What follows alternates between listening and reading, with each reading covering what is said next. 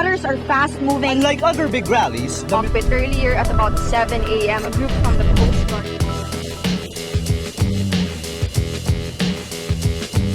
Today on Rappler, President Aquino will not apologize to Hong Kong over the 2010 hostage crisis.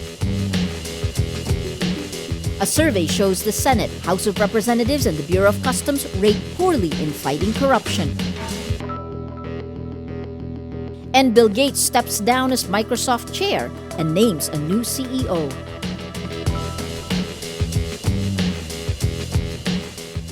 Hello, I'm Maria Ressa. Welcome to Rappler, your social news network.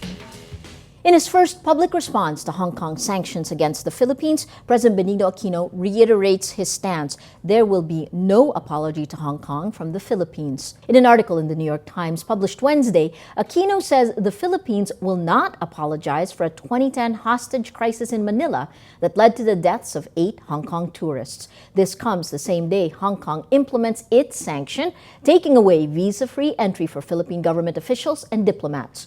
Red and blue official passport holders will have to apply for visas to visit Hong Kong starting Wednesday. Aquino says an apology to Hong Kong could create a legal liability. He adds, China has not paid compensation to the families of Filipino victims who died in the mainland. Earlier this week, the palace said it will continue to work with Hong Kong to find a solution acceptable to both sides. In the interview, Aquino also asked for international support against China in a dispute over territories in the West Philippine Sea or the South China Sea. China's 9-dash line, which it uses to claim virtually the entire South China Sea, overlaps with the Philippines' exclusive economic zone. Aquino says the Philippines will not surrender its territory to China, adding, if we say yes to something we believe is wrong now, what guarantee is there that the wrong will not be further exacerbated down the line? The Times calls Aquino's statement, quote, among the strongest indications yet of alarm among Asian heads of state about China's military buildup and territorial ambitions. In 2012, Aquino warned Asian neighbors they should fear Beijing's growing aggressiveness in the South China Sea. For our social media post of the day, netizens weigh in on President Aquino's refusal to apologize to Hong Kong. Pray Kilat Villaflores agrees with the president, saying, one mistake of certain citizens is not the mistake of a country. Carl Jonas says, there is no magnanimity or bravery derived from insincere apology. Apology should not be demanded or forced. But Hazel Lachica says, there's nothing wrong with an apology. She says, an apology is not a sign of weakness, but of humility. Senator Jinggoy Estrada downplays the possible testimony of his father's former social secretary who allegedly received millions of pesos in kickbacks in the pork barrel scam. Ruby Tuason faces plunder charges over the pork barrel scam, where lawmakers, including Senator Estrada, allegedly channeled their discretionary funds to fake NGOs, non-governmental organizations, of alleged mastermind Janet Lim Napoles. Whistleblowers say Tuason received rebates intended for Estrada and co-accused Senator Juan Ponce Enrile. A Rappler exclusive report stated Tuason is reportedly under pressure to turn herself in. Senator Estrada reacts, saying, she can testify as long as she wants. I'm very confident she will not say anything against me. I can fight it out in court.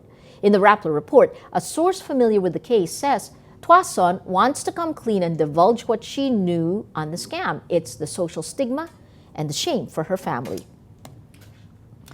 The latest Social Weather Stations or SWS survey shows the Senate, the House of Representatives, the Land Transportation Office, and the Bureau of Customs rate poorly in fighting corruption. In the 2013 Enterprise Survey on Corruption, the 4 government institutions received the largest downgrades in sincerity ratings in fighting corruption between 2012 and 2013. The study shows the Senate had the largest drop from plus 36 or good to negative 8 or neutral. The House of Representatives also went from negative 6 or neutral to negative 28 or poor, while the LTO went from negative 26 or poor in 2012 to negative 32 or bad in 2013. The Customs Bureau remains the worst perceived agency in the fight against corruption. It went from negative 46 or poor in 2012 to negative 63 or very bad in 2013. National Competitiveness Council co-chairman Guillermo Luz says the findings should be used by these agencies to help institute reforms. He adds, The Senate, House, and Customs need a lot of soul-searching. Malacanang says it disapproves of the request by Manila Electric Company, or Meralco, asking the Supreme Court to lift the temporary restraining order on its power rate hike. On Wednesday, Communications Secretary Sunny Coloma says the government believes that unjustifiable price hikes should not be passed on to the people. Therefore, the proposed petition for the lifting of the TRO is not consistent with the public interest. Coloma adds, collusion among power players can be considered abuse of market power. Meralco was set to implement a rate increase of 4 pesos and 15 centavos per kilowatt hour rate after simultaneous shutdowns of its power suppliers forced it to buy more expensive power from the wholesale electricity spot market, or WISM. Despite strong palace statements against Meralco, Coloma says it is not preempting or interfering with the probes of the Justice and Energy Departments on the power rate hike. The Philippine Navy is recruiting at least 4,000 new members in the next 2 years to address the lack of personnel at a time of maritime disputes in the West Philippine Sea. There are about 20,000 enlisted Navy personnel. Navy spokesperson Gregory Fabic says the recruitment will also provide manpower for newly acquired warships and fighter jets. The procurement of new vessels is part of the Navy's efforts to monitor disputed waters. The Navy will conduct mobile recruitments in La Union, Legazpi, Cebu, Palawan, Davao, and Zamboanga. The United Nations wants the Vatican to remove all child sexual abusers from their posts and turn them over to the police. In a hard-hitting report, the UN Committee on the Rights of the Child slams the Roman Catholic Church for not doing enough to stamp out child abuse by priests and lay employees worldwide. The committee says the Vatican has not acknowledged the extent of the crimes and, quote, has adopted policies and practices which have led to the continuation of the abuse by and the impunity of the perpetrators. The UN committee criticizes the practice of transferring child abusers from parish to parish within countries in an attempt to cover up their crimes. The report comes after a landmark hearing last month where UN members grilled senior churchmen and called into question the Vatican's resolve.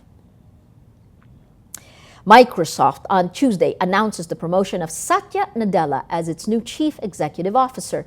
Indian-born Nadella was formerly the executive vice president of its cloud and enterprise group. He takes over from retiring CEO Steve Ballmer.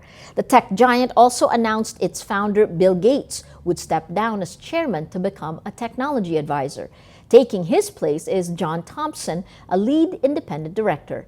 The moves come with Microsoft losing ground to rivals like Apple and Google as users shift from traditional personal computers to mobile devices.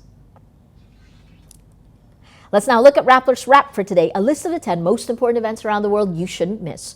At number 3, the landmark trial of a former Rwandan army captain charged with complicity in the 1994 genocide opens Tuesday in Paris. Simbi Kankwa is accused of inciting and aiding massacres during the 100-day genocide that left 800,000 people dead. He is accused of supplying arms to militia who were manning roadblocks and killing Tutsi men, women, and children. Simbi Kankwa denies the charges. At number 5, Queen Elizabeth II will meet Pope Francis when she visits Rome, Italy in April. The Queen and her husband, Prince Philip, will have an audience with the Pope after attending a lunch hosted by Italian President Giorgio Napolitano. It will be the first time for the British monarch to meet the Roman Catholic leader since his election in March 2013. And at number 8, the United States urges Japan, South Korea, and China to work together, saying it was in the interest of all three to overcome historical animosity. Danny Russell, the Assistant Secretary of State for East Asia, says he held talks on growing tensions during recent stops in Beijing, Seoul, and Tokyo. He says China and Japan, as Asia's 2 largest economies, can and must work together in the interests of their citizens. For the full top 10, visit Rappler.com's The Wrap. World boxing champion Manny Pacquiao vows to be aggressive again in his rematch against the undefeated Timothy Bradley. Promoting the rematch in Los Angeles, Pacquiao promises it's going to be a good fight. He says, quote, "Both of us have something to prove. The aggressiveness and the young Manny Pacquiao you will see on April 12 is by God's grace." Pacquiao lost to Bradley in their first meeting in 2012 by a controversial split decision. Many boxing experts and fans argue Pacquiao should have won the fight. Bradley believes the rematch will be his redemption. He says, quote, "I'm going to beat Manny Pacquiao to get the credit that I didn't get in the first fight." Every story on Rappler has a mood meter, which gives you 8 emotions to choose from. Click how you feel and your vote comes down to the mood navigator in the middle of the front page. That crowdsources the mood of the day. It also gives you the top 10 stories that have affected our readers and viewers the most emotionally. These 10 stories have gotten the most number of votes on their mood meter. If we take a look today, interestingly enough, this story is an entertainment story about the Gretchen Barreto and her sister. This story is about how both networks, ABS-CBN and GMA, each claim to be number 1, quoting different surveys. Both of them have "don't care." But as you can see, the story that's really taken over the mood meter today is this story that the mood in the story that's gotten the most number of votes. Take a sentimental look back at your Facebook history. The 10th anniversary of Facebook just yesterday. It's interestingly 4% amused, 7% sad, a whopping 78% happy. That green showing the mood of the day. Today, most people are happy. Well, that is Rappler's newscast for today, Wednesday, February 5, 2014. Visit Rappler.com and watch our newscast Monday to Friday. Tell us how you feel on our mood meter and help us crowdsource the mood of the day. I'm Maria Ressa. As we say at Rappler, tomorrow begins today.